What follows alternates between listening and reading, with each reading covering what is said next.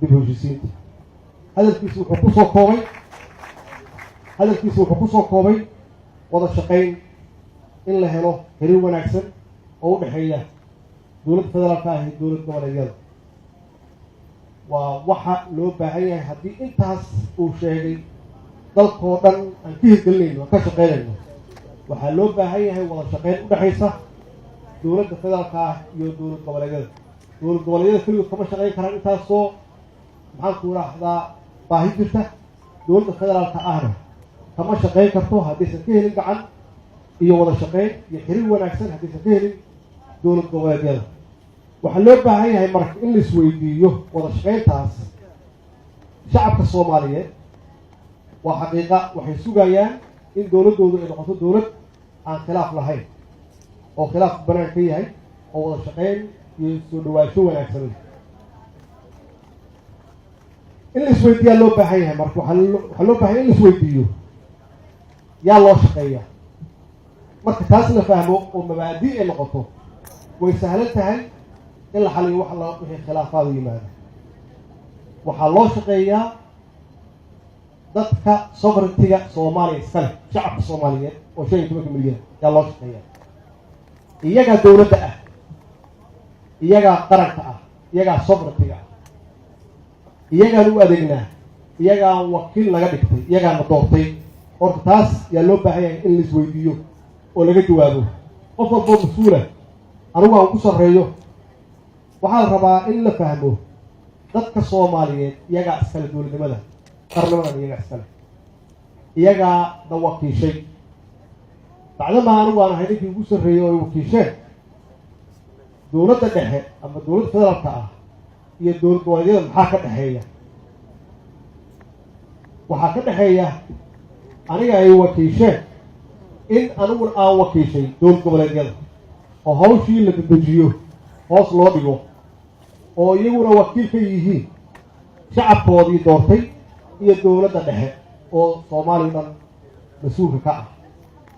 haddaanan la isku xirin arrintaas, labadaas arrimood haddaan la isku xirin oo laga dhigo dowlad goboleedyadu inay yihiin dad gaar ah ama dowlado gaar ah, maxaan ku dhahaa wakiilna aan u ahayn guud ahaan Soomaaliya ama dadka ay matalayaan, ama aysan wakiil u ahayn madaxweynaha qaranka, waxay noqonaysaa marka dowlad goboleed walbaba inay u aragto inay gaar ka tahay dowladda dhexe.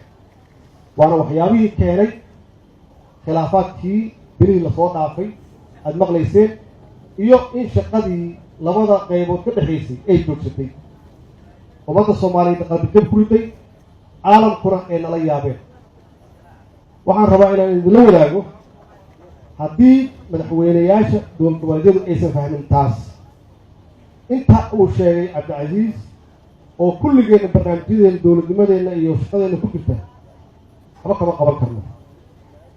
caalamka doonaya inayna kaalmeeyaanna ama gacan nagu siiyaan, ka heli mayna gacan. maxaa yeelay annagii yaa iskhilaafsan oo iska soo horjeedna.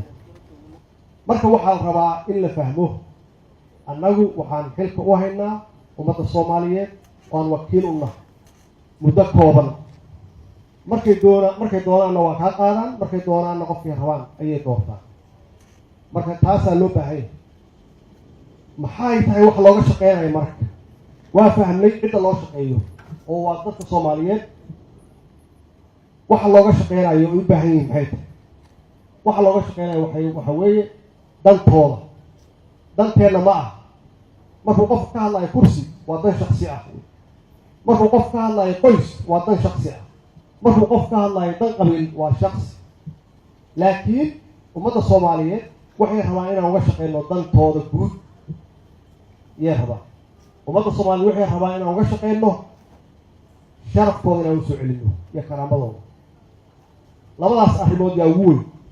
danta guud waa inta hadda uu sheegay Cabdicasiis, oo annagana barnaamijyada noogu jira, oo amniga koow ka yahay, adeega bulshada inaan gaarsiino meel walba ay joogaan, iyo wada shaqeyn dhexdeena dowladda dhexdeeda inay yeelato, iyo dowlad goboleedyada dowladda federaalka ah. haddii intaas la fahmo, khilaafaad ma imaanayo. haddana insha Allah waxaan rajeynayaa sanadkan dowlad goboleedyada iyo dowladda dhexe in shacabka soomaaliyeed aysan marna ka maqlin in lais haysto ama lais khilaafsan yahay hadduu ilaahay yidhaahdo waxaan wada fahamsannahay annagoo idin inaan ummadda soomaaliyeed ina wakiilatay ummadda soomaaliyeed inay leeyihiin dowladnimadan iyo qarankan annagana aan u nahay adeegi labo waxaan aaminsannahay inaan maslaxadooda iyo dantooda guud aan ka shaqeyno sharafkooda iyo karaamadooda inaan soo celino intaas hadday mabda' noo tahay ma imaan karto iskhilaafaad iyo isfahorimaad ma imaan karaan waxaan